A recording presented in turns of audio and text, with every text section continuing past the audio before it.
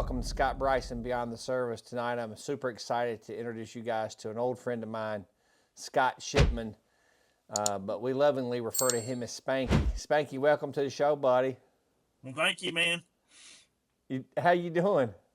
I'm still living, waking up every day, and paying taxes. Well, 2 out of 3 ain't bad, I guess.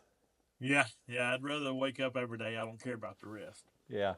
So we met, Spanky and I met when I was a Secret Service agent. He was Charlotte Mecklenburg Police Department. He's retired now, but you want to tell the people just a little bit about yourself, where you grew up? I know all this stuff. Why don't you tell everybody, you didn't go to the good school. You went to that other place, but it's cool. Yeah, that's why. All right, I didn't want to worry about having to learn how to milk goats. We already knew that in the mountains. But yeah, I'm Scott. I worked for the Charlotte Mecklenburg Police Department for 30 years. I retired in 2018. I grew up in the mountains, Transylvania County. A lot of people say, "Well, we don't know where Transylvania County is." I said, "Well, go to Google Maps and look up the big town of Brevard. That's the biggest town up there." I grew up about 20 miles west of Brevard, called Lake Toxaway. It was Toxaway is a Cherokee name. It's right. I live 3 miles from the Whitewater River and Whitewater Falls, which is the highest waterfalls east of the Mississippi. Different time. Town is the same. It's small. And I did go to an accredited University of Western Carolina University. Some people can't get in there. They'd rather be a boongoon, but other than that, it'll be fine. Very, very, very remote area of the world. If you find it on the map, it's right there, right next to God's country. The funny thing is, I say it's funny, but being as remote as it is, the high school is grades 7 through 12. It's got the same amount of people, 365 students today as it did 40 years ago when I graduated in 1985. Wow. So I was lucky. I went into college. There was not a lot of jobs up there, so I got into college. I got in at the Citadel, University of Tennessee, and Western Carolina University. And I chose the best academics for me. Was Western Carolina, because everything else was like $10,000 a year. Imagine it now. It's like $10,000 for 3 weeks. But anyway, I graduated from Western Carolina in 1989. Had 3 immediate job openings. North Carolina Highway Patrol. I had a position at the Officer Candidate School at Quantico, Virginia for United States Marine Corps, and Charlotte Police Department. Charlotte Police Department at that time, with a 4-year degree, you started out at $19,984 a year, and I took that because that was $900 more than the Highway Patrol, and probably $600 or $700 more than the Marine Corps appointment. So I enjoyed my life growing up there, but once I got hired to Charlotte, I went through more red lights the first 30 days than I was in Charlotte, and I've been through my whole life. So it was quite a culture shock, but luckily I had good God-fearing parents, and they taught us about everything. My dad and grandfather worked on major construction through the early 50s, and 1960. They built some of the Blue Ridge Parkway. They built the lock system at the St. Lawrence Seaway, up on the St. Lawrence Seaway in New York. They built the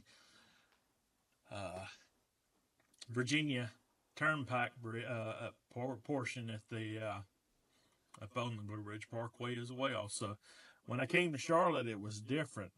I'll never forget my flowing hair, and started dating, and girls kept saying, "What you put gel in your hair?" And I was like, "What are you talking about? Mousse? Why would I put mousse in my hair? I don't know nothing about that." But yeah, so going from my small roots upbringing, and luckily I had parents that took care of business if I ever showed out. Once I came to Charlotte, I got into the police academy and ran for the next 16 weeks. Of course, now police officers down here they have to go through training for almost 6 months. But it was different. We had 400 megahertz radios. We had 6-shot revolvers and shotguns, and that was it.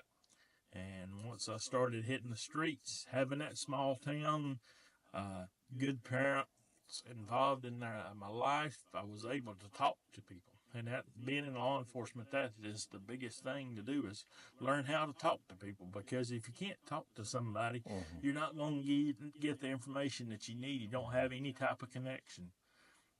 30 years later, I still have connections with numerous people that I've had dealings with on the streets that are investigating. I mean, there's several homicide victims of the homicide cases that I worked that I still have contact with. So that's pretty. It was a fulfilling job, and then we get to meet people like you. Oh my goodness.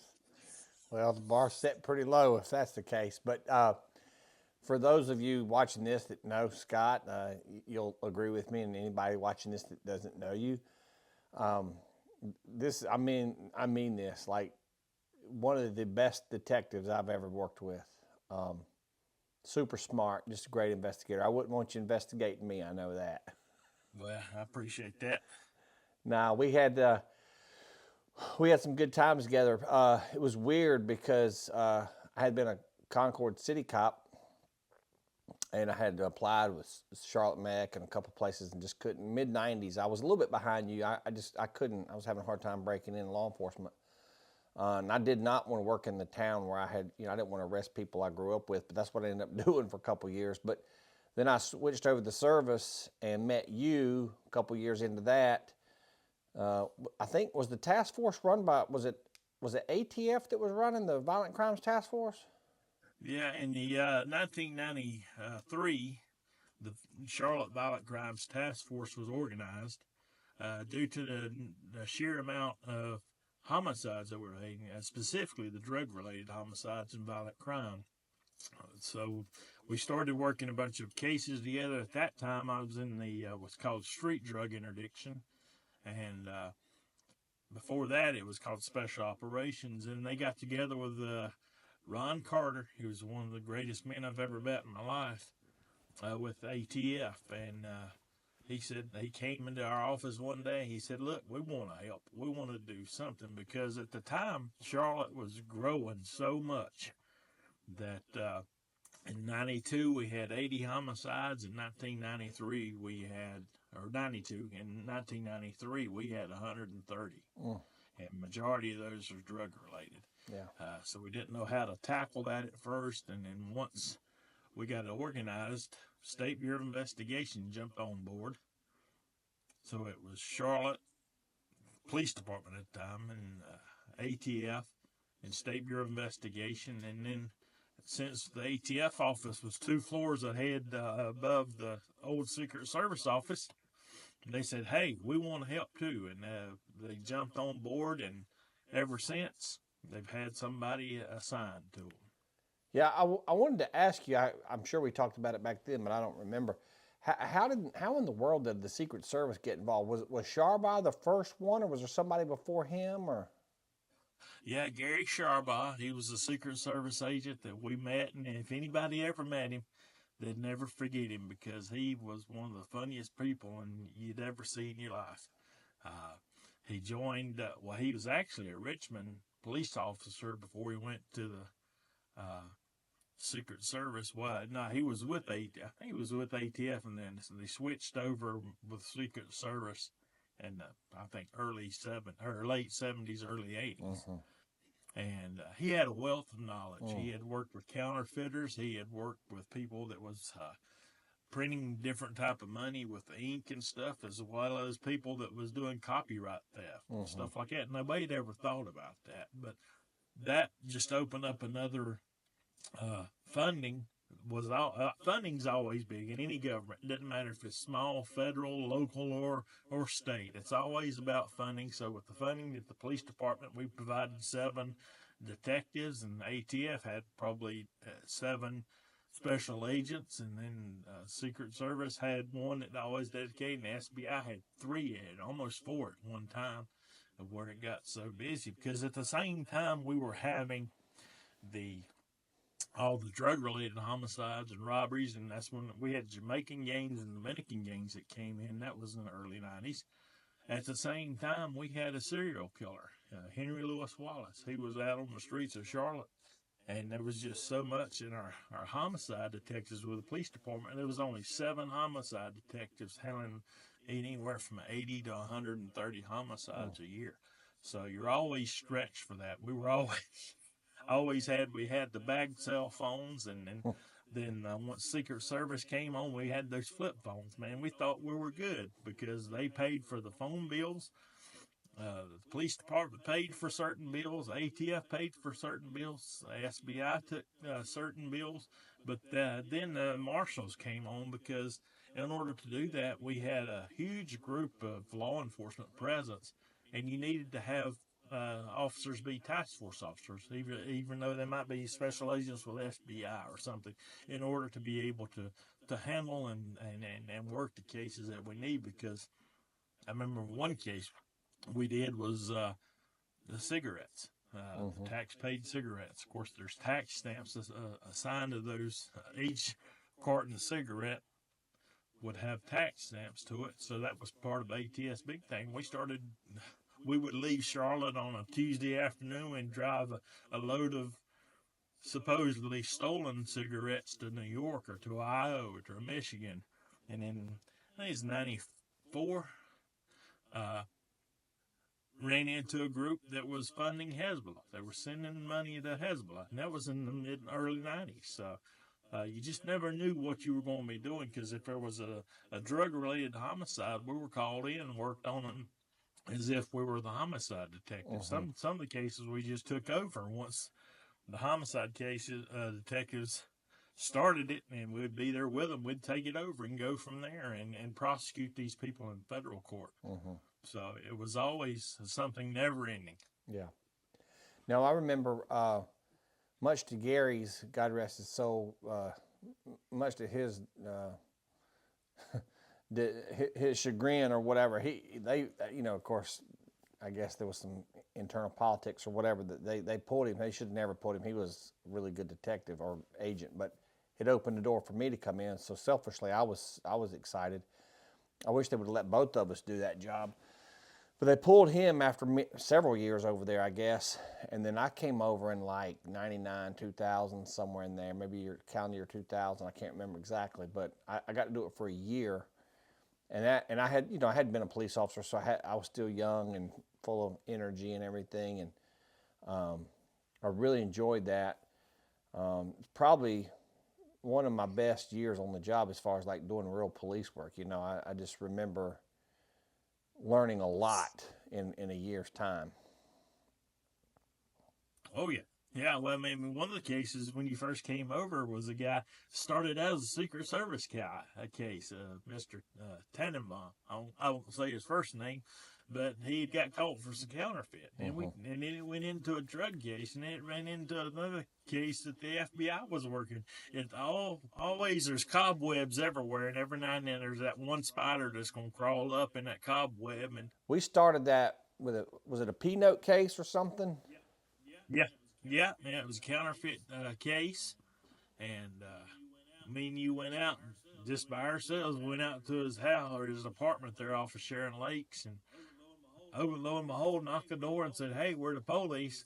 And he was like, "Okay, what did I do?" And then went in, and it turned into a very good case because it's number one, it tracked down. He gave up most of all of his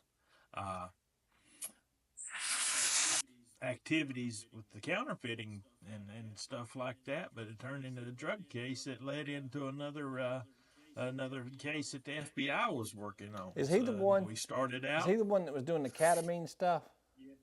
Yeah, the ketamine. Yeah, it was funny because he said that, and me and you looked at each other, and neither one of us knew what he was talking about. And he said, "No, the stuff they tranquilize horses with." I was like, "People use that?" I said, "I got horses, but I ain't never used tranquilizers for them." But yeah, we had to act like we knew what we were doing. But we actually made a bond with him by the way we talked to him and handling him. We searched his house. He had some marijuana and ketamine and stuff, but then he in turn turned us on to another supplier of his who's no longer with us. And we ended up doing a search warrant 2 blocks from our new office, new Yeah. ATF office at his apartment. And he turned over.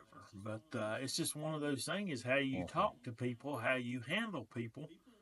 People will know if you come in and try to bull rush you, as I call it. I'm going to play the dumb guy. I'm going to say, I'm going to get down on their level or get up on their level so they'll figure out, well, this guy, you can kind of actually trust him. You can talk to him. So, and that was a lot of the things that we did. Also, you were at Wake. I think you were at Wake Forest because you started in '99. I came on the job in '90. Well, I went to the academy in '97, but I didn't. I graduated June of '98. But and then I don't think I came over there till like end of '99 or 2000. Right. But it was right. You were actually, I think, if I remember correctly, you were at Wake Forest the day that President or Vice President Gore and our next president Bush was having the presidential debate at Wake Forest University. That morning, we got a call from the SBI that they were working a kidnapping case up in Greensboro, and said the phone that the guy had was hitting on cell towers in Charlotte. Well, we went straight out there to the locations that the area it was at, and by luck, one of the detectives that was with us saw a car and it had an Asian male that was driving, but that was actually the kidnapper. So we started following to try to see where he was going, and he started going north from Charlotte up I-85 towards Greensboro. Well, at this time, being 4 different agencies working together, our our communication systems were not good at all. And at that time, the 800 megahertz radios had come out, so we went up by 85 and followed him. We used the Charlotte-Mecklenburg Police Department helicopter and got up towards Lexington, North Carolina, which is in between Charlotte and Greensboro, and we turned off there and went up a road to back roads up to I-40 and up near Winston-Salem. Well, we didn't have communications. There was officers that were stopping and getting by maps and catching up, and we could talk with the helicopter, with their observer in there if we were within 1 mile. It had their radio communications. Was able to communicate.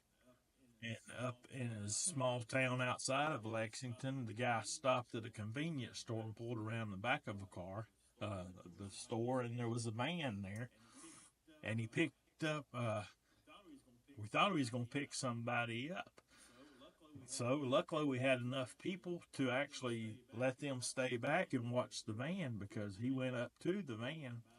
And by the time we got from that location up on I-40 in near Winston and started going I-40 towards Greensboro, they were actually able to see a female that was coming out to the van. That was obviously she was probably working in the convenience store. And then so we kept following him and got into Greensboro. By the time we got on the other side of Greensboro, before you get into Alamance County, she came out, and detectives and SBI agents approached her, and sure enough, the little girl was in the back of the van, in the trunk area. And so we got to where we had enough people around him. We got all detectives and SBI agents and ATF agents were all in plain clothes unmarked cars. And they said they found the girl, so we took him down on I-40 at rush hour traffic and pulled off the side of the road, and the helicopter basically landed on the interstate to block traffic for across from us. And that they actually held up Vice President Gore airplane with because he was in the flight path. So we're able to do that. We're able to secure her, and we're able to make the arrest. And the guy got Yeah. like 40 years for kidnapping. Yeah, I missed that one. I was standing post on that one, but Right. I Dressed up in your best oh Sunday suit. gosh, I can't. I'm so glad that's over. What about the one we did with the two dudes from New York that were wanted for homicides in New York and Charlotte, and we did the undercover thing at the fire department. And remember that? And Sheriff Yeah. Hagees County, Right. was it That Davidson was, County?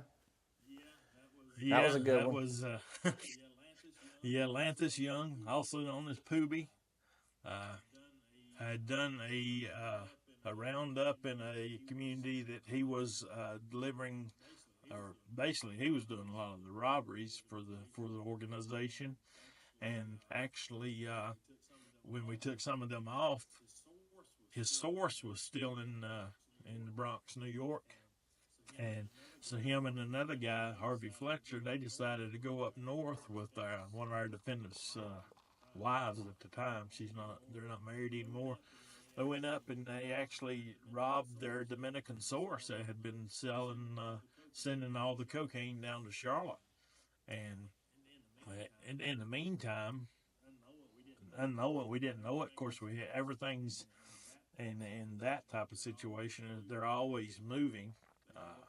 They go up to New York and they after they robbed him, they shot him up, shot the car up like 13 times and killed him. And we were able actually to use tracking services on it to actually find the pagers. They operated off of pagers, but Secret Service had an application that we could use to download the pages completely, other than actually waiting on the pager service to send us all their records, because that takes a long time. So we're actually able to find where they had been communicating via the pagers in the Bronx. And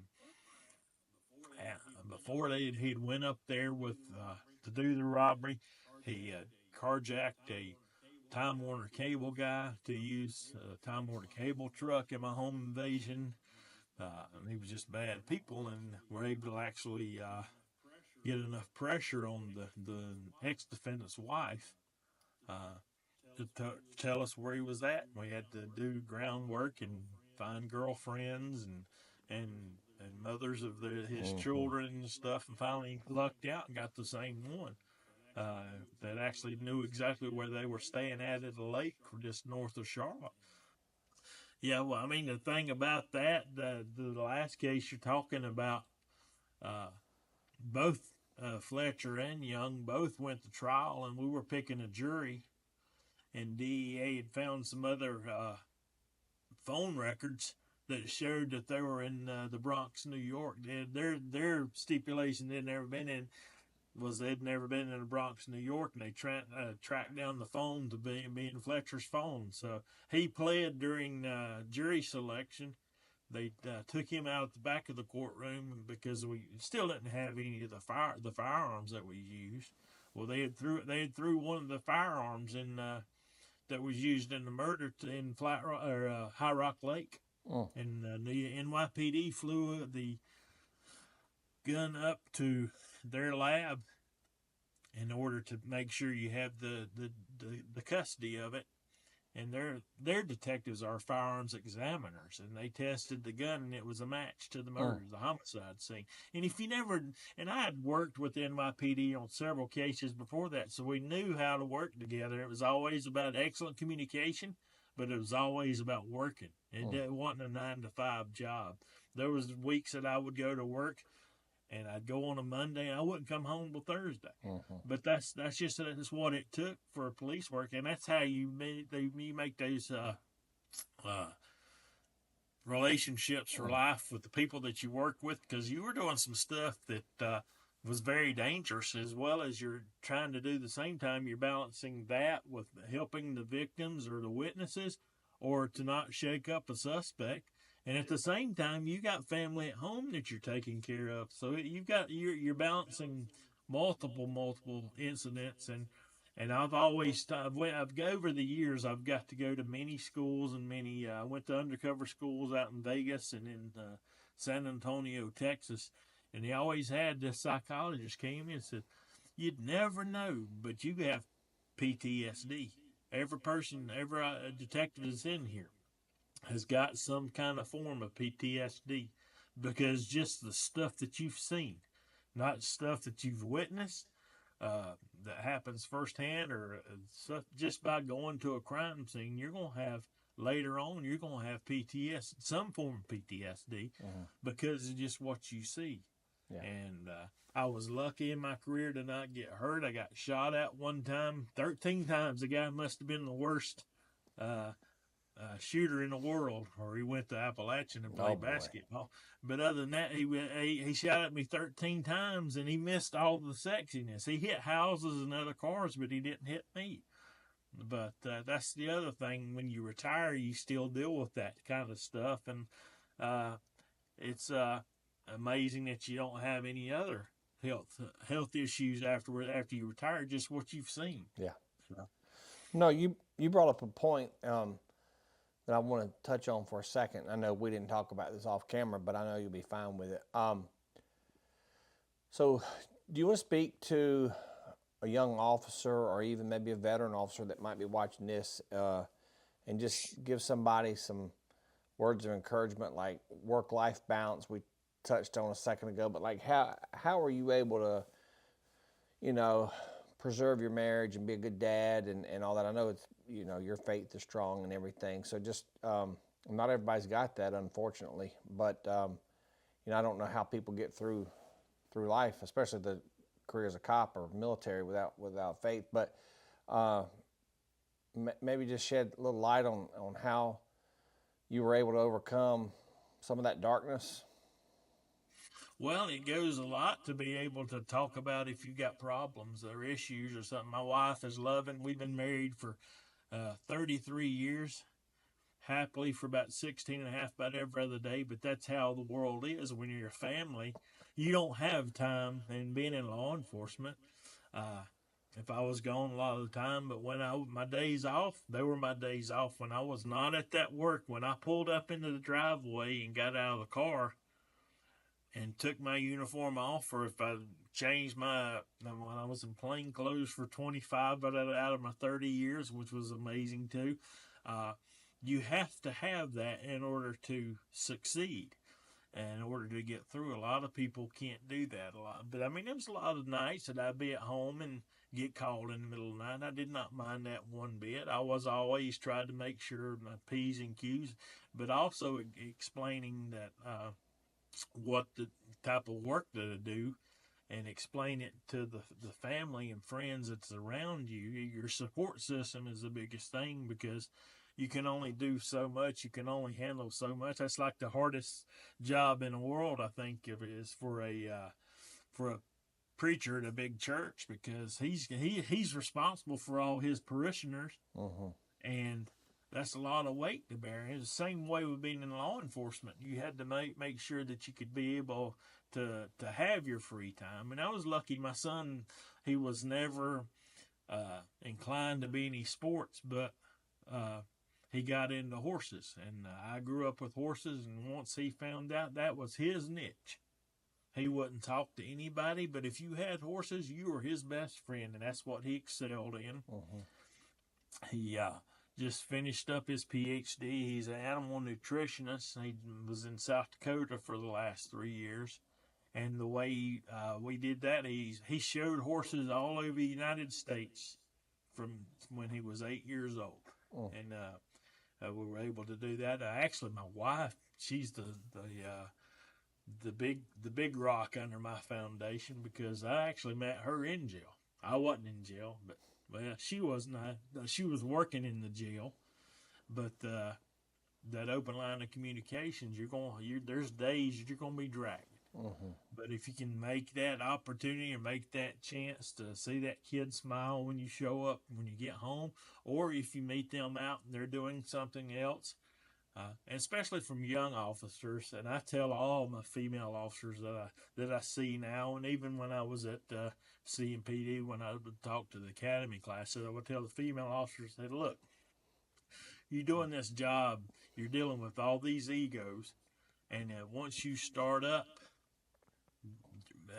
when you're going to be called names, you're going to be made fun of, you're going to be laughed at, they're going to make nicknames for you, and that's before you leave the office.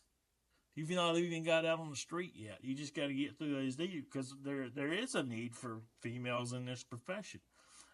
It's kind of it's a tough thing, but my training officers, one of my training officers, she was a female, and every time we were in training, if a fight broke out, it was usually her. I didn't really get to break out to do stuff. I always had to come in at the last and be the person who handcuffed everybody. I was like, come on, guys, give me a chance here. But it always that work balance and like home balance, because you have to have a life, because like I said, after you retire, you're still going to carry that stuff, because during my career in Charlotte, there was 8 officers that were killed in the line of duty. One was my classmate in the that was in the academy with. He went to Andy Nobles. He went to Appalachian, and another guy was Roger Carter. Andy got killed on October the 6th. Him and John Burnett was Charlotte officers. They were killed. They were partners. They were killed at the same time. That was in October. Roger, he was a Kannapolis officer, and he got killed on December 31st. So you have to be able to make sure that you're able to process what happens, know that there's a chance that happens, and hopefully it doesn't ever again. But you have to pick up the load. And keep forward, because if there's nobody out there to go help victims and do law enforcement, society will fold. No, it sure would. I appreciate you saying that, because I know that's kind of the reason I'm trying to do this podcast, I think, is I enjoy talking to people and talking about stories and things, reminiscing and laughing and having a good time. But I also want to try to help people best we can. You know, we're a little bit older than we were, a little longer in the tooth, so we got a little bit of wisdom up there. And I just want to try to share what we know when we can. But before we kind of wrap things up tonight, you had a really cool experience that we were talking about the other day with this movie that I guess it's still it's being filmed, or what, it hadn't been released yet. Do you want to talk about that for a little bit? I didn't realize that movie was based on a true story till we started talking. I realized what it was. Yeah, it's right now the name of it is Roofman. It was a guy by the name of Jeffrey Manchester, who was he was in the Army for a while, but he was originally from California, and he went on the wayside and started robbing places or breaking into businesses and stealing stuff, and he would always go through the roof. Well, he got caught for doing some robberies over in Gastonia, and a couple of counties away from where I reside at now, and he got sent to prison through the North Carolina Department of Corrections. He eventually broke out of prison, and first place he comes, because it's not that far from Charlotte, but Charlotte being the big city, he escapes from Brown Creek Correctional Center and gets to Charlotte. Well, he's got nowhere to live, and his construction skills that he had of going through roofs and stuff like that, he found a vacant Circuit City that was right next door to a Toys R Us, and he started living there. But he was watching the Toys R Us. He would go in at night. He was smart. He could enter the alarm codes and disarm the alarms. He would steal games, PlayStations, and everything there. And he would go and sell them on the street and make money. And he lived there for several months. And we started going business to business in that corridor of East Independence Boulevard, showing his picture, and kind of ran out of leads. So the lead detective on that one, Chris Kimball, they put it on the news, and we were standing by to see if we got any phone calls, and sure enough we did. And it led to a young lady that he befriended and gave her some kind of a bull story that obviously wasn't true. The pastor of a church that she went to, that's where he met her at, was at a church that was right directly behind the Circuit City. And he was good to the kids at church. He was taking toys to all their gatherings, their cookouts and stuff, and the church members loved him. Just didn't know that he was broken out of prison and he was a robber. And we were tracking him down, and he once we went to her and found was able to talk to her. Of course, she said he worked for the government, and once she found out who it was, of course, it was a big embarrassment for her. She was a true victim too. So we were able to actually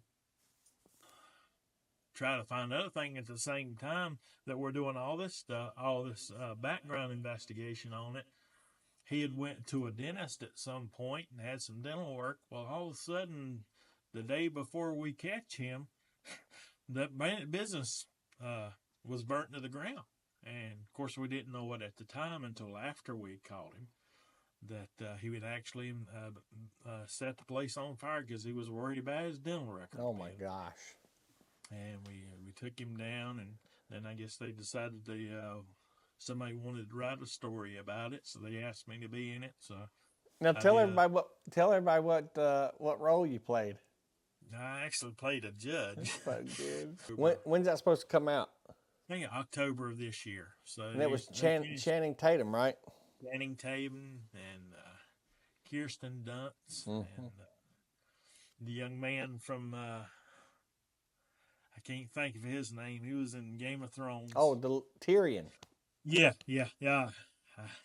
He's in it. I don't know where he. Of course, they write the stories are not full to scale at what happens, but it's a pretty interesting thing. So, like I said, that was 2004, and this is 2024. So, remembering all of my case, trying to find case notes or anything from that, it was a neat thing. But it is what it is. Yeah, I knew that was getting filmed. I just didn't remember what it was about or didn't know what it was about. But the fact that dude was living in the ceiling of the Circuit City, that blows my mind. Yeah, and he ended up robbing it. It was right. Well, Thanksgiving. It's in between Thanksgiving and Christmas. Of course, it was real big, but they had a lot of cash. I mean, credit cards in 2004 were still run on the little carbon paper thing. So you think about that. And he actually took a gun. There was an off-duty deputy that was working there, and I wonder he didn't shoot her during that robbery. But that's just part of your things, part of your life story. So wow. Well, you've had a full career and a good life. We don't get to see each other that often, but we try to talk a little bit more than we used to. My old job took me all around the world and back, but I'm back now, so it's good to be back in God's country. Oh yeah. Had to invite myself down there and ride some horses sometime. Come on, I'll say I got a horse for each one of your family members. All right, buddy. Well, I really appreciate your time. I really appreciate you coming out. Anytime, Peebo. Anytime to help you out. I know you're finally learning how to write stuff, and that Billy Goat degree you got from Appalachian State, or as Howard Cosell used to say, Appalachian State. Yeah, I hear you. Well, thanks for everything, Spanky. All right, brother. Take care. All right, man. Take care.